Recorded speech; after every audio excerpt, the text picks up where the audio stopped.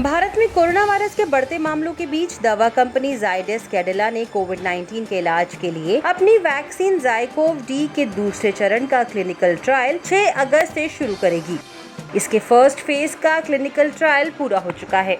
Media reports के अनुसार company ने कहा कि फर्स्ट फेज के क्लिनिकल ट्रायल में ज़ाइकोव-डी को सुरक्षित और सहनीय पाया गया। कंपनी अब 6 अगस्त से दूसरे चरण का क्लिनिकल ट्रायल शुरू करेगी।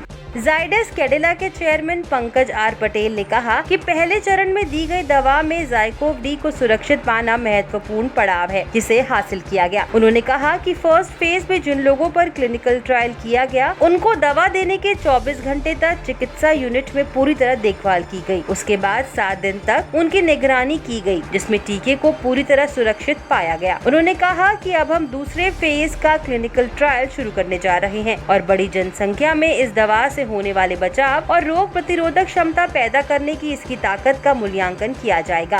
जाइडस कैडिला को पिछले महीने उसके कोविड-19 के उपचार के लिए तैयार किए गए इंजेक्शन के ह्यूमन ट्रायल की घरेलू प्राधिकरण से अनुमति प्राप्त हुई। देश दुनिया में कोरोना वायरस संक्रमण के बढ़ते मामलों के बीच ये दूसरी भारतीय दवा कंपनी है जिसे सरकार की तरफ से परीक्षण की अनुमति मिली है। इससे पहले भारत की पहली कोविड-19 वैक्सीन कोवैक्सीन के परीक्षण की अनुमति भारत बायोटेक को दी गई थी।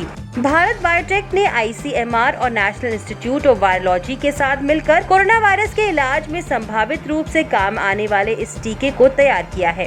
विश्व स्तर पर 100 से अधिक वैक्सीन उम्मीदवार है।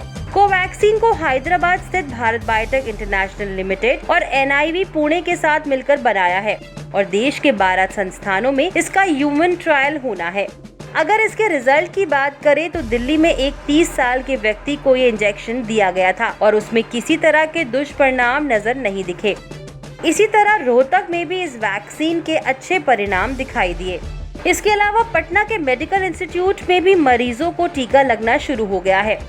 पहले दौर में अब तक 9 लोगों को खुराक दी गई है और हॉस्पिटल की योजना है कि आने वाले हफ्तों में 18-20 और लोगों पर इसका ट्रायल किया जाएगा। देश विदेश की तमाम बड़ी खबरों के लिए लोकमत हिंदी के YouTube चैनल को सब्सक्राइब करें। अगर आप ये वीडियो Facebook पे देख रहे हैं तो हमारे Facebook पेज को फॉलो करें।